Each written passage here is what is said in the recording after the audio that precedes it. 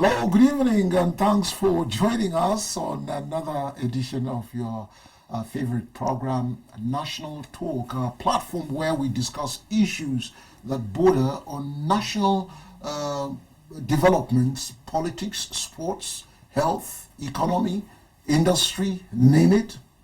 We discuss that on this platform. My name is Donald Weze, and I have Joyce. It's a pleasure. It's a pleasure being on National Talk, and many thanks to our viewers out there for staying with us. All right. Tonight we are continuing with our discussion that started last night with His Excellency the Honorable Architect Yusuf Barnabas Bala, and well, when we call that name, he says to me that a lot of people will not know whom you're talking about. But when you say Bantex, exactly they know the person that you're talking about. So His Excellency Bantex is in the house to conclude what we started last night. Your Excellency, once again, you're welcome. Thank you very much. Joyce, you start off from where we stopped yesterday. It's a known fact that we'll start talking about the issues of insecurity with focus to Southern Kaduna, and this is an issue that has been staring at us at the face. It's something that we cannot deny. There has been a lot of issues concerning insecurity, ranging from attacks and then kidnapping, armed banditry, amongst others, that have led to loss of lives and even property. A lot of people have woken up from sleep just to hear of a death of one family member or the other. But I think it is necessary we talk about it, and that is why we're bringing this issue on National Talk, so that we'll be able to address some of these issues. What are the factors that are causing this? And then what is the way forward? Most importantly, we can't deny the fact that it is existing, but what is the way out? All right. I would just hazard a guess and say that the way out is that the politicians and those who are in the security industry would always say that security is everybody's business. And I want to lay a foundation here tonight so that our viewers can understand that if you wait, the state has a responsibility to provide security. But it does not exist in isolation, because people require security. If there are no people, then there will be no security. And you know, the 1999 Constitution has already made a provision that protection of lives and properties by public officials, people that have been voted in, should be something that has to be prioritized. And that is why we're calling on individuals to also take the issue of their safety very serious. Every member of the society that has been elected to by these people need to prioritize their safety, especially in terms of protecting lives and their property. Well, that's succinctly said. And I cannot, we're not in a debate, so I'm not going to fault that. But I want to add that until people in the nation understand what their role is, particularly as it concerns security, they would not go far. And that is, to my mind, an aspect of ignorance of the workings of those who are in the security business. The security man requires that the citizen gives him information, which was one of the issues that His Excellency spoke about yesterday. That those who are in the security, that is the special forces, where they don't wear a uniform, they just go around, do a recce, pick the information, come back and hand it over to the police, the conventional police. And in this wise, because the army is also involved, the air force is involved, and possibly paramilitary, they now hand over these informations that they have gathered in the field. Then these ones now begin to react and take proper decisions that would help the government to now discharge her responsibility that, yes, we are tackling security, and that is what the citizens of the nation are expecting. Your Excellency, once again, you're welcome. Thank you very much. Let's take off from there. Yesterday you were discussing about the issues in Southern Kaduna, and particularly, if I can recall clearly, you were mentioning some of you that are in the corridors of power as at that time, where possibly misunderstood Yeah, by well, the decisions that we took. let me put it this way. Drawing from your discussion, your earlier discussion, what is the way out? What is the problem? Why is the matter apparently too complicated for leadership to solve? Why are we overwhelmed? In addition to what you've said, I have recognized the fact that for us to be able to solve security issues, we must give proper definitions to the root causes. And these proper definitions, I mean professional definitions of a problem. That is not what is happening in Nigeria. That is not what is happening in countries of the same level status with Nigeria, but that is what is happening in more advanced societies. In other words, you don't rush into defining a problem along the lines, simple lines of ethnicity and religion and get the problem solved. For some of us, take for example the Fulani, the nomads and the farmers crisis that had rocked the area of southern Kaduna. Some of us thought that the elites, that those that are truly educated, all right, not those that flow with political correctness or whatever you want to call it, should come together and identify the actual causes of the problem. But that was not what happened. In southern Kaduna and in Kaduna State, there was this rush into defining the problem along the lines of religion and ethnicity. So for some of us, who of course could not be listened to so much, we sought to look at it beyond that. That wasn't going to be our takeoff point.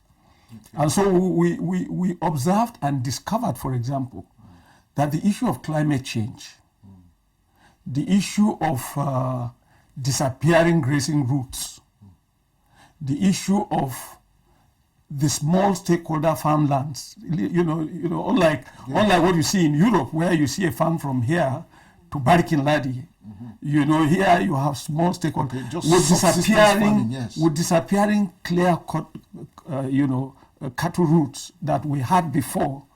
It was very easy for people to move from places that were originally arable, with greens and water, which had now dried off. The Lake Chad had become less than a quarter of its former size. The northern part had become more sand dunes, and these people were going to move naturally, not towards Christian areas, but move through grain areas where they must find, fodder for their cattle. So we identified this. And we had hoped that this was the kind of discussions that we were going to deal with by experts from all sides of the divide, and then tackle those problems. Of course, side by side with that, like I said yesterday, we also discovered that we had this ECWA Treaty of free movement, which was intended initially to benefit us from the transborder movements of goods and services, but which had become more useful to terrorists and bandits. We thought we needed legislations to amend that, because if Britain could pull out from the European Union, I thought Nigeria could pull out if the treaty was such that it was not beneficial to every us. criminal could move into the country. These are the issues that I thought we should first and foremost address. And for a long time, and I believe until very recently, we now discover that banditry and criminality had no boundaries.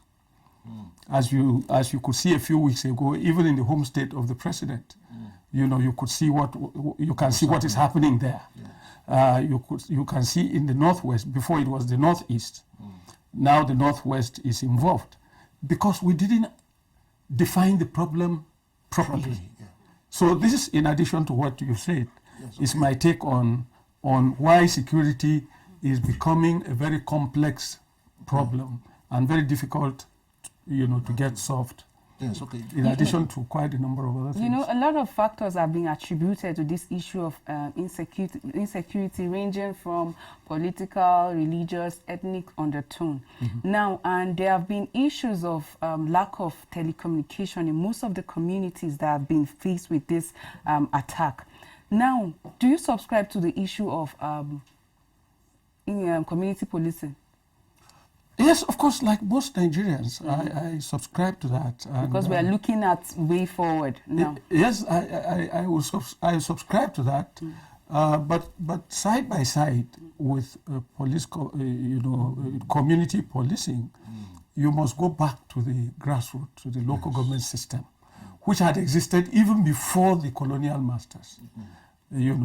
Came into this what has now become Nigeria.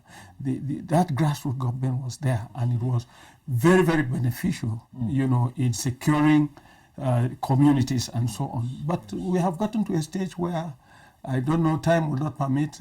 If I tell you what the local governments have become, you will see why problems which ordinarily, including security issues, that could be solved at their infancy, are allowed usually to grow to the state level and overwhelm the state security apparatus and get to the federal government. So the community policing as defined by the Inspector General is a way by which the police itself will work closely or in collaboration with the communities directly. Of course, there are those who have a different notion of what community policing is, and that is that states should have their own state police, which of course is not totally unknown in other nations, because even to the extent that in some countries, even a large university community has its own security setup, that governs the environment in terms of securing it. So there are arguments here and there. But like I said, one of the most important things, is that there is no security issue that can be solved without properly defining it. Yes. And a lot of people have also alleged that when you do remember that if you don't define it properly and you jump into the parochial definition, of course people will group in a nature that it becomes in itself a security matter. It's another layer of insecurity. Because when people have this notion of we versus them, that in itself is a security challenge.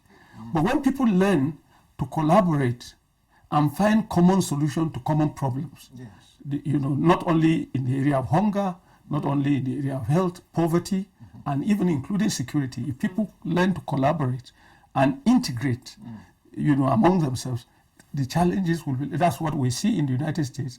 The United States of America is at war, all over the world. You can imagine that ordinarily they would have been the most vulnerable for attacks, but because of commonality of ideas and interests for the nation rather than for splinter groups within the nation, that kind of unity has secured the country. Your Excellency, that nation. Your Excellency, I like your summation, because you are already dovetailing into what I wanted to ask in the initial concerning the Southern Kaduna security situation. You have been number 2 there, and is this what is happening in Southern Kaduna? For instance, the Southern Kaduna peoples, I know that there is a Sokapu existing. I know that Southern Kaduna at some point had a lot of top security personnel. Some are in the Air Force, some are in the Navy. Because we have Army. we have led each and every of the forces. We had a naval chief, we had an Air Force chief, we had Chief of Army Staff, you know. So my question is, Your Excellency, these retinue of top brass in the forces who are security experts, some of them are still very busy consulting left, right, and center. Hasn't there been any forum where all of you, plus the political leaders like you, and the chiefs, the churches, the mosques, where you would sit down together and now begin to talk to each other and say, this is what we think is wrong with the situation, because the killings are still going on, Your Excellency? Well, you're right. This is the lack of strategy that I've always talked about for many years. You know, you cannot win a war without a strategy. If you ask me, after all these years of my life, and particularly those years in politics, I will tell you that I am not, as I sit here, aware of any particular strategy that the area so defined as Southern Kaduna has, you know, towards contributing to its own development and the development of the state, because we have people that are by far greater than the region itself, who should be offering advice at the state level and at the federal level. And for me, I personally believe that such ideas have been hoarded. They've not been made available, you know, and I that's what I seek to see. I seek to see us, you know, pulling the experts out of us, from the military, from the retired political office holders, politicians, the traditional institution, and so on, and offering it to the state.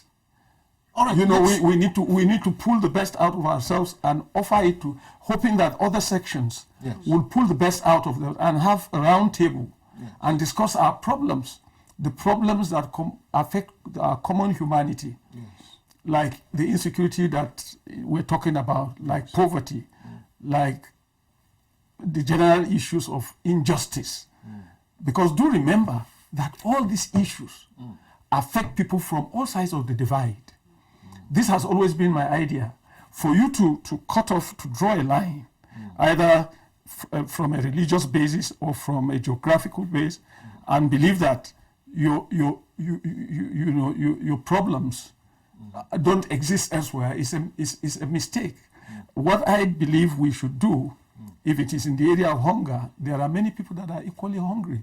If it is in the area of marginalization, a number of people are marginalized from all sides of the divide. And so when you have a discussion, you look for people of common problems and sit with them and discuss with them. And by the grace of God, that set of people could become the majority, and they will, of course, then influence a new direction, a new paradigm. But that's not what we're doing. What we're doing is to set ourselves and tell ourselves that, look, we are the best. Somebody else is not good, or we are more committed, and somebody else is not as committed. If we talk as Christians, for example, you find that we have Christians in the north. Yes.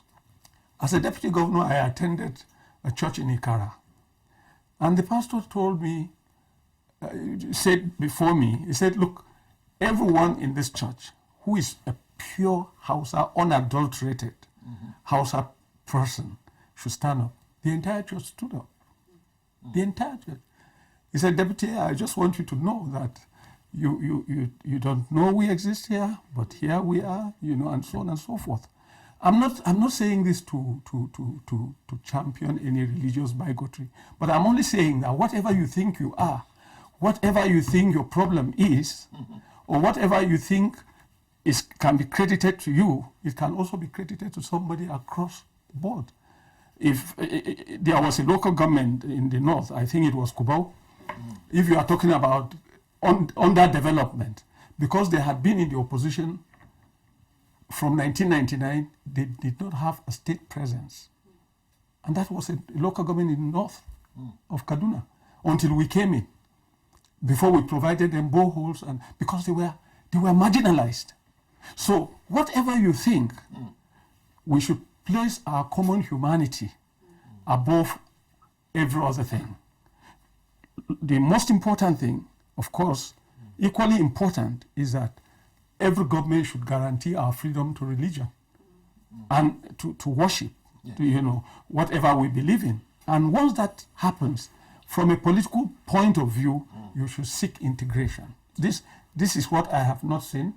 I've seen a bit of it, but I think I need to see a lot more of it, because that will rapidly develop the region. So, Joyce, you take the next question, then I can now go on break. Your Excellency, you made mention of the church, and that draws my attention to this issue of insecurity that I've been talking about. Like, we all know that the church is also a stakeholder in terms of determining who becomes their leader. Now, in politics, you have been a stakeholder for up to 25 years, and then the immediate past deputy governor of Kaduna State. Like, what is your comment in terms of the church playing its role in influencing policies to the benefit of the citizens? Well, the church has a huge role, but unless they get it right, it can be destructive. But if they get it right, it can build society. For me, like I've always advised, the church should seek for nothing but good governance, God-fearing leaders. And by God-fearing leaders, I'm not talking just about Christians, I'm not talking just about Muslims, Hindus, or whatever. I mean, the fear of God in itself is a concept. All right? Now, what it means is that somebody believes that there is a divine being that watches over our actions and inactions and will judge us at the end of times. Now, if we get such leaders, we support them. That's what the church should do. Support them from whatever party, from whatever divide. If somebody will swear, either by the Bible or by the Quran, to do the things we take an oath at the point of swearing in to do, if the church becomes that moral compass with which to measure and insist that such a leader, since he has mentioned the name of God, that he should abide by that oath of office, those are the kind of leaders the church should be interested in. And so, rather than go partisan, unless, of course, unfortunately, the Constitution does not allow. Otherwise, I would have said, unless, of course, the party is set by the church. Otherwise, for parties that are set in a secular manner, the way the Nigerian political parties and most other countries are set up, the church has no business in picking any one of them. Because in each one of them, there are good people, there are bad people. The important thing is to go in search for those that are good, that can deliver. So if for example, in ECWA headquarters, for example, if political parties come around looking for support, all you need to do is to promise them your prayers. We are going to pray for you. If you succeed, do remember that we are into what government ordinarily should be doing. We are involved in healthcare, we are involved in rural development, we are involved in education without grants. It is our poor members of congregation that put their little money, their widow's mite together to do this. If you win, we are going to pray for you. If you win, if you support us by way of grants or we have some collaboration, we'll be grateful. If the other one comes, you say the same thing. Whoever wins, you can then walk to him based on what you said earlier. If he supports the church, and by supporting the church, I mean the members, the communities. And by the way, what the church is doing benefits not only Christians, it benefits Muslims as well. The Bingham University Hospital is attended, is visited by all manner of people. So if government supports that, you will then have a basis of telling you members of your congregations, look, let's support them for another term, for them to continue what they are doing. So you have a basis. You then have created a basis. But if ab initio, you call on a political party and say that this is our party, for God's sake, if you make the mistake, if you are so unfortunate that that party does not win, then you have put the entire membership in jeopardy. Entire membership.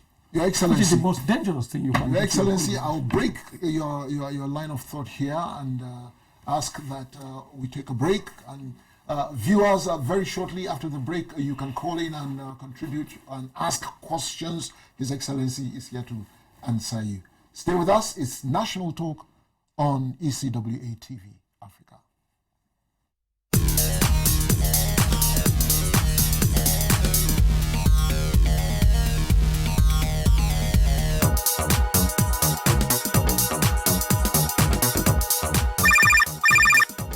Hello, you're on to National Talk. Share your views on National Talk, 7 p.m. to 8 p.m. Thursdays and Fridays. Calls only.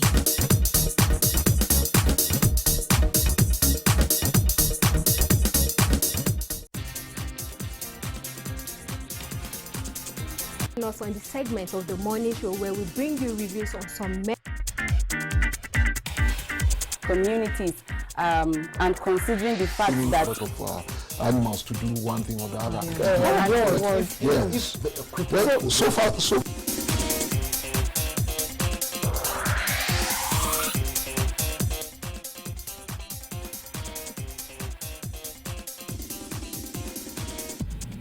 knows, which doesn't speak well of us as a nation. Traditional medicine for COVID-19.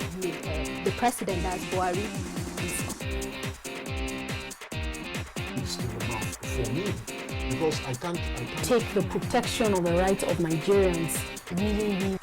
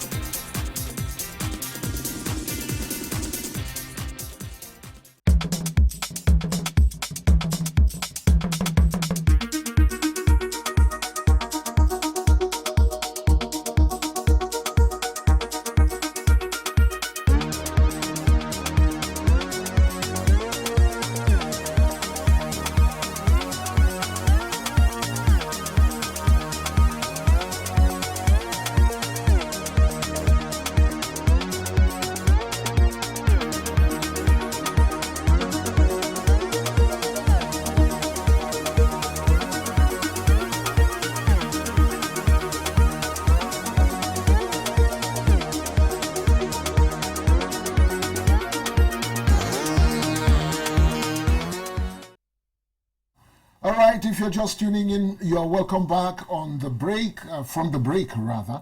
This is National Talk on ECWA Television Africa. I still have Joyce in the house and His Excellency Bantex. The lines are open. I still urge you, please make sure that you reduce the volume of your television set when you get to talk with us. And that's the law for today. We're going to try and accommodate as much of your questions and comments as possible, except that today you would have to please reduce the sentences and be as brief as possible and straight to the point.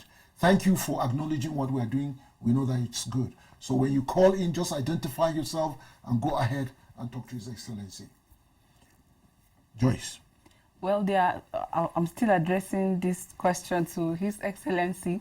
There are a lot of allegations as regards insecurity, like talking about misconception against reality. And people have alleged that when you see consistent attack and then issue of insecurity, that means the hand of government is in it. So what's your take on that?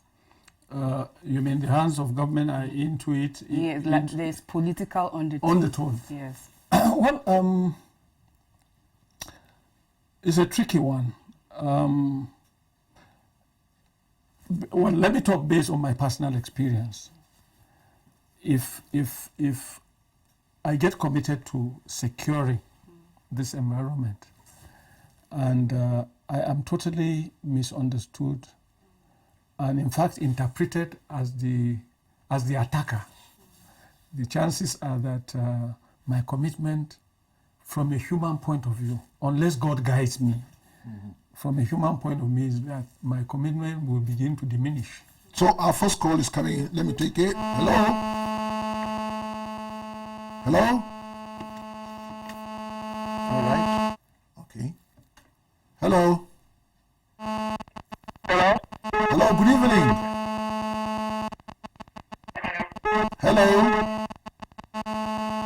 Hello? Hello? Hello? Hello, good evening. This is National Talk. Yeah, I can hear you, sir. Okay, I can hear you too. So talk to me. Who is on the line? Michael Asian is my name, sir. From which part of Nigeria? Michael Asian is my name, sir. Yes, go ahead. I'm coming from Delta State, Warri. Okay, from Delta State, Warri.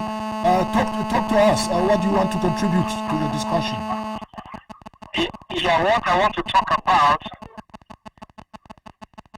Yes, what I want to talk about is regarding our troops.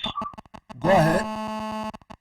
Our troops, the Nigerian army that have been fighting the security about Boko Haram. I give them a big kudos.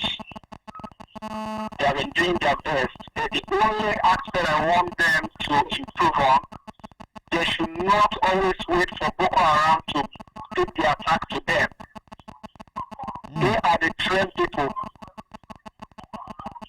Okay. The trained people are expected to take the fight to the Boko Haram and not waiting for the Boko Haram to always take the fight to them. They always wait when Boko Haram attack them, that is when they will now start going back to retaliate, which is wrong. Okay.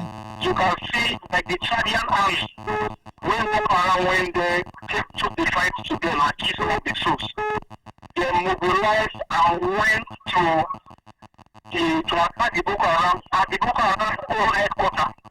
And the Boko Haram was sent to Tivoli, all their arms and ammunition seized. So sometimes it baffles me, a country like Nigeria that has a good troops, one of the best troops in Africa, they will allow Boko Haram to be attacking them before responding back. It is wrong. No white army does that anywhere in the world. That's my take home. All right, thank you very much for calling. Bless you, thank you. All right. Well, it's a comment, and I subscribe yes. to it. By the way, he is from Warri. I went to Federal Government College, Warri. I believe he knows my very good friend, Captain Idaosa, who was my classmate. All right. His comment is well taken. Yes, another call is just coming in. Hello? Hello, good evening. Hello, good evening. Who is on the line? This is National Talk. My name is Wilson. Wilson from Kafanchan, Kaduna State. Okay, from Kafanchan, Kaduna State. Talk to His Excellency, he's listening. Yes, I actually want to thank you guys because I really saw the opportunity to get like you said, Excellency, sir. Okay, go ahead. Hello, sir. Hello? Yeah, hello, go ahead, he's listening.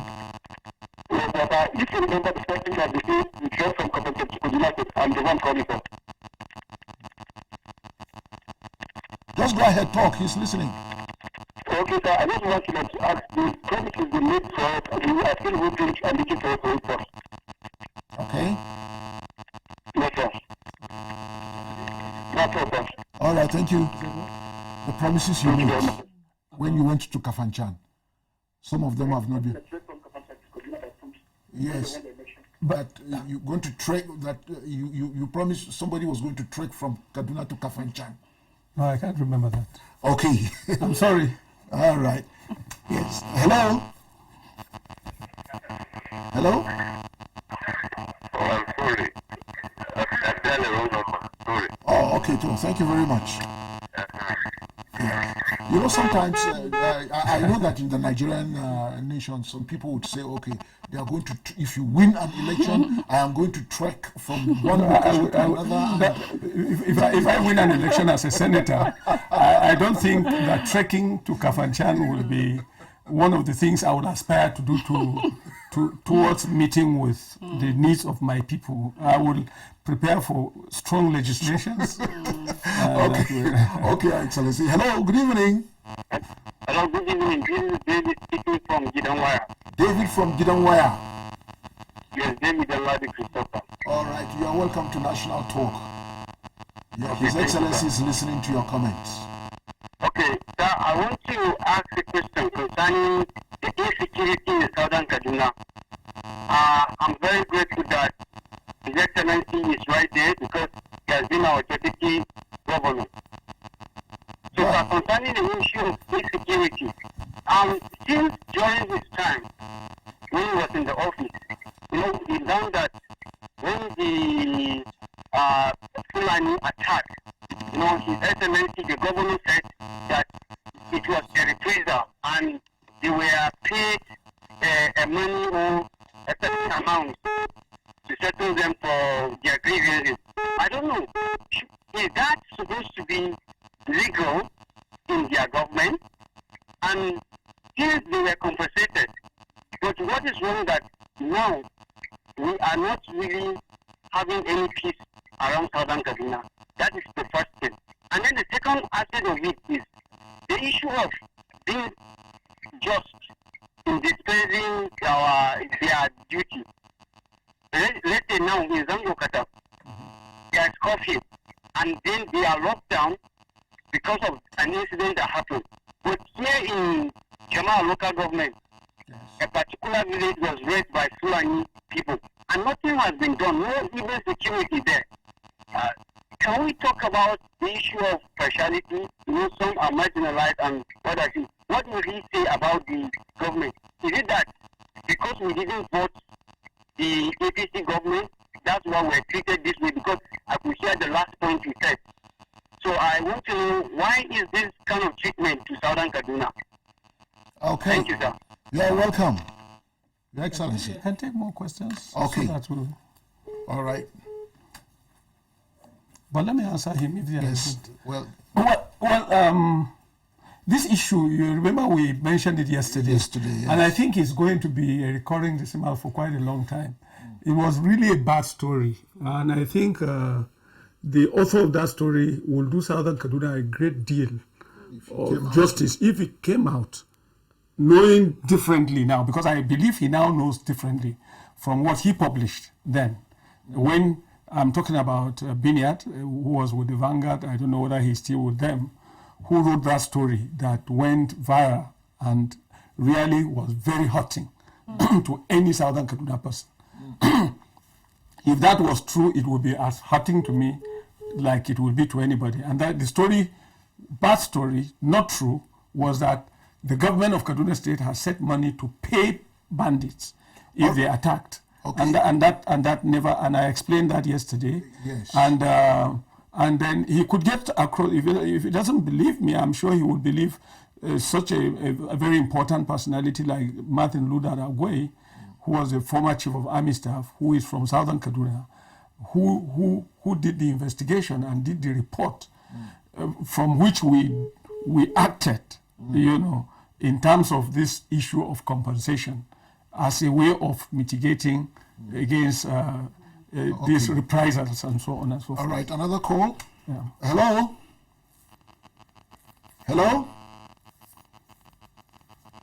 But in fairness to him, he also asked about something that is happening right now in Zangwon, Katav, and so on. I would all apologies, say that I'm not here as a spokesman of government now. I've left government. I can explain what happened when I was there as a deputy governor. All right. What I'm looking forward to as a way of also contributing, even outside government, is for Southern Kaduna to actually come up with a set of people or a forum by which people like us can come in and give our own modest advice and so on, which I have not seen yet. All right. But we are working towards that. Okay, another call. Hello? Good evening. Yeah, good evening. Can you speak a little bit loudly? Good evening. I'm Kure by name. Kure, from where? From Kaduna. From Kaduna. You are welcome Yes. to National Talk. Speak to me. Thank you. Yes. Yeah, Excellency has spoken very well. But I just want to ask this question. Okay. Why is it that development is growing since I was born in the north? Me being sharing the same state with the other people at the north, but still up to now, up to the time that His Excellency has stepped down, up to now, I've never seen development in my southern Kaduna. I don't think these people people are doing fear to rot. Every time I will keep on seeing development, thinking that it will reach my domain, it will not reach. Up to the time that it stepped down, I didn't see any development. What would happen? Does it mean that simply we didn't vote the APC government? That's why the development is not going there. Secondly, the government collected my grandfather's land. Up to now, they've not paid me. Since 2015, what happened? Are they not going to pay me, or are they still putting me in their agenda that they will pay me the land? Have a nice day. Thank you very much. Thank you very much. Thank you. Well, let me say that I quite honestly sympathize with your situation. I don't have the details. If somebody has taken over your land unjustifiably, that will be wrong. What I expect is that there should be a reason behind it. But if there is no reason, and it's just a matter of confiscating somebody's land, I think I would not be part of that. And I never was part of that as a deputy governor. This issue of the disparity in terms of development between the North and the South, I can also only talk within but I can say something about even before I came in as deputy governor. All right, just before you do that, let's add this call, sir. Hello? Hello? Yeah, good evening. Good evening, sir. Yes, who is on the line? This is National Talk. This is Wanzam Shekari from Kaduna. Wanzam Shekari from Kaduna. Yes, sir. All right, go ahead and talk to His Excellency. Yes, sir. We are grateful for...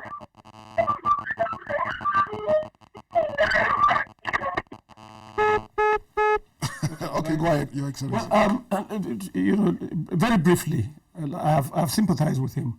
But this issue of disparity, I can say a little bit about what happened in the past and talk in greater details about what happened when I was in government. All through history, a large part of our history, particularly post-independence, was military rule. Yes. And there was this level of arbitrariness under military leadership as to the way projects were cited, and maybe because of the strategic nature of the northern elites in terms of really getting the support of whichever leader, they appear to have benefited more. But I would tell you that if you go to Kaduna, for example, the cosmopolitan town of Kaduna, you'll find that a lot of northerners have always retired and stayed within Kaduna State. And once they do that, and a military governor comes in, they tend to have an influence over the way projects are cited, which is usually not from a patriotic point of view, but to get projects cited around them, good roads leading to their homes, and so on and so forth. And unfortunately, what we must also know is that even in southern Kaduna, our retired generals also didn't locate themselves in the southern part of the town. Most of them had their homes also in the northernmost part of the cosmopolitan Kaduna city. And so they also were served by these military leaders by providing roads. I believe that if some of our retired generals, I'm not casting any blame as such, if some of our prominent people appreciated the need to locate within the southern part, these military rulers, through their arbitrariness, probably would have just... but under our democracy, the question to ask is that it is no longer military. What is happening is that you get what you want through your elected representatives. All right. Hello? Hello? Elected representatives. Hello? Hello? Yeah, hello. Good evening. Good evening. How are you there? I did fine. How are you? Hello? Yes, hello? How's everything? Fine, thank you. Who is on the line, please? I'm calling from Adamawa. Adamawa. All right, what do you want to say?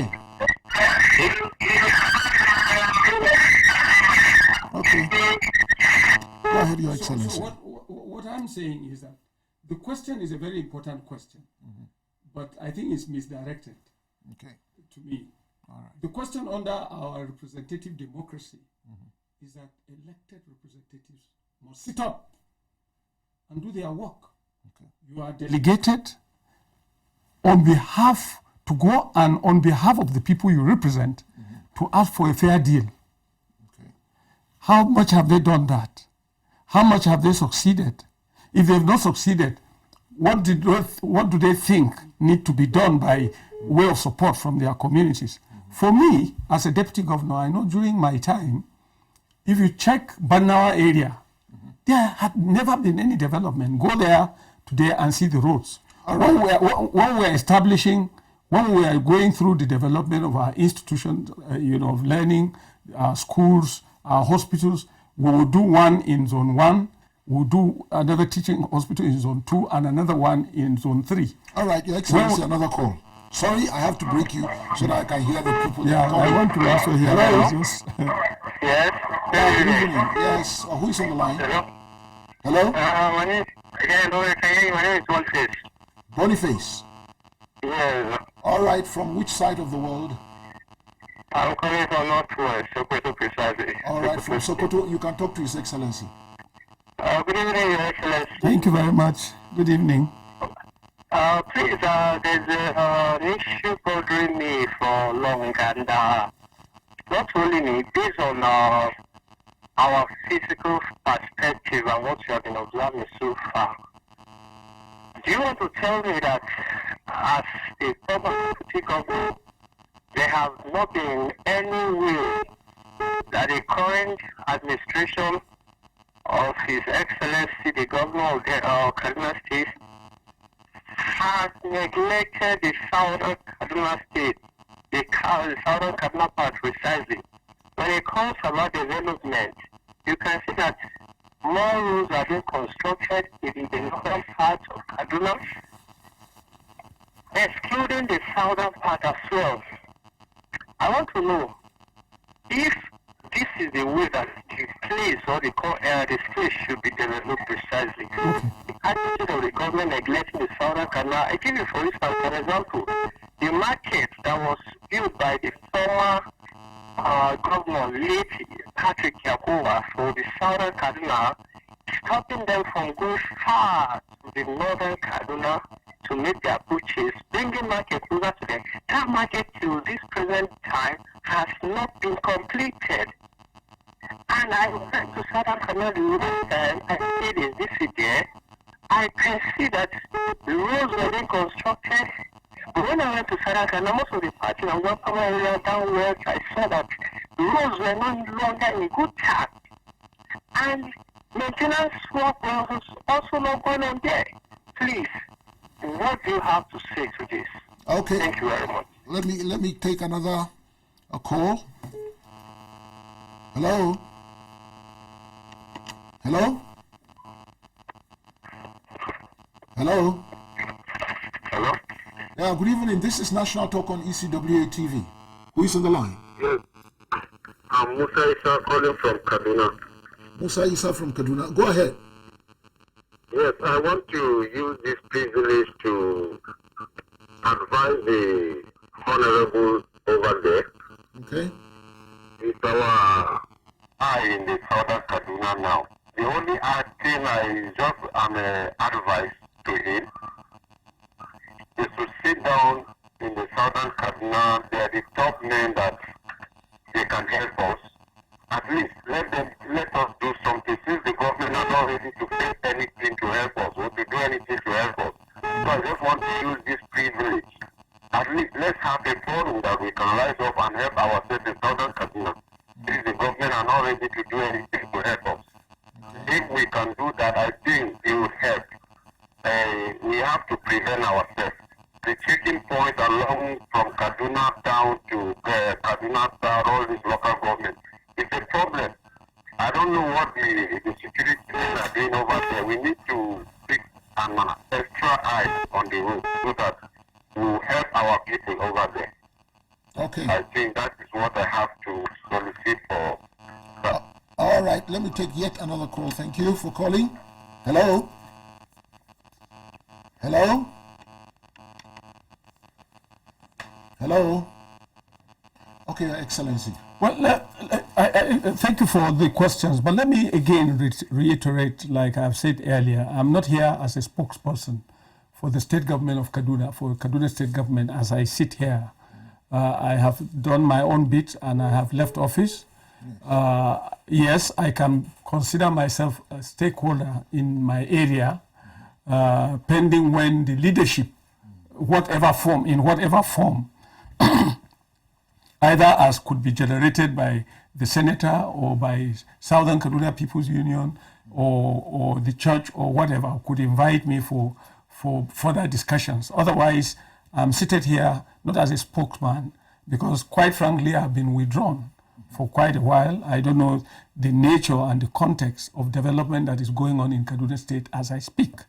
But what I know is that, yes, indeed, we recognized when I was in office that there is this disparity. And did we do something about it? Yes, we did. Yes, we did. He's talking about roads, for example. I beg to let him know that the costliest road we were constructing in Kaduna State outside the Kaduna metropolis was in Zangon-Katab. Was in Zangon-Katab local government. The costliest road that we invested in was in Zangon-Katab local government in my time. And of course, if you go to Bantex, for 16 years before we came into office, from 1999, Bantex had no government presence. But we started, as a matter of fact, we had awarded the contract to dualize the road from the railway roundabout through Bantex, through prison. Yes. And the work had actually started before the senators at that time, including our own, frustrated the money that we were going to get to carry out all those projects. And those projects got stalled. Whether it is now being reactivated, what the government plan is today, I am not aware. I'm not part of government and I'm not a spokesman for the government as I speak here. But I do know that to the extent that I believe that the government of Kaduna State today is a continuation of the last regime that I participated, unless something significantly has changed, which is not impossible. I think there had always been this intention to look at the state as one unit. Yes. Talk about this insecurity, which we have all been talking about here. Before I went into government as a deputy governor, my local government, my community, Marwa community, suffered the loss of over 100 people in one day. We had what we now call mass graves for the first time in the history of that community. For the first time. We never buried 2 people in one grave before then, but we buried over 100 people in one grave. The Atakar community, before I became deputy governor, was ransacked and people had to move out. But because of proactive activities, yes, which I didn't need to go out and shout over, the Marwa community, as I speak, still has not experienced that kind of level of carnage. There are still minor issues here and there, which of course are not of the nature that. So I do know that as a deputy governor, we identified the problems. We identified the problem of poor education. Our children were seated on the floor, sometimes without a roof. Mm-hmm. And when we got about reconstructing primary schools, just like we are constructing them in the north, in zone 1, so we were doing in zone 2, so we were doing in zone 3. Yes, Your Excellency. And this to me, all the policies that we swore and we are committed to doing, I followed closely. And that is why I look forward to a meeting. Yes. Because for now, I feel highly vilified by my own people. I look forward to a time, and I've asked for it. And I'm here on national TV to tell everyone that I have met with the Sokapo leadership. I said, call a meeting. Call a meeting of stakeholders. Let us discuss. Let's do a post-mortem of the last 4 or 5 years and then chart a way forward. And I'm told that the general thinking in the region is to wait until Malam Nasru El-Rufai is gone, that he can do his work whenever we are ready. After all, he will not stay forever. And I take exception to that, because 4 years of neglect cannot be recovered by our younger generation, by the people coming behind us. As we as leaders cannot rely on our comfort level to ignore the future of the younger people. Right now, Kaduna State has taken huge loans. There are grants, huge money, sums of money from the federal allocation, and you cannot say that you are not concerned about what is going on in the state until after 4 years. And in any case, after 4 years, there is no guarantee that you will take over. Yes. So I have issues. Ordinarily, I would not want to say this here. I have a lot more bitter things to say, but this is a television, and I'm looking forward to a meeting, where I will be placed on the floor and questioned, and I'm ready to sit on the floor and have my people ask questions. And where I have failed them, I will honorably apologize. But where they also discover that what they drove in the last 4 years were mere perceptions, rather than the reality, they should then admit, then we work together and find a way forward, this time on a non-partisan basis. Because Southern Kaduna, whether you are APC or PDP, we are all into trouble. We are all in one boat. Yes. We are all into trouble as we speak. All right, so this is what I've been looking for. Yes. And if I'm not given the opportunity to do that, it's unfortunate. And I recall yesterday you made mention of the fact that you're taking a deserved rest. Yeah. But before then, I think it is necessary that you also give us your own proactive measures, like what legislation, policies will you advise people of Southern Kaduna to take? And also, they are not living in isolation. They have leaders that are representing them, talking about senators, members of House of Representatives, and other associations. Like, what would be your final words to them? Your Excellency, you will take 1 minute to do that because I'm running out of time. Okay, it's a very important question, and it's a very large question, because life is a referral. I may be here today, tomorrow I may not be here.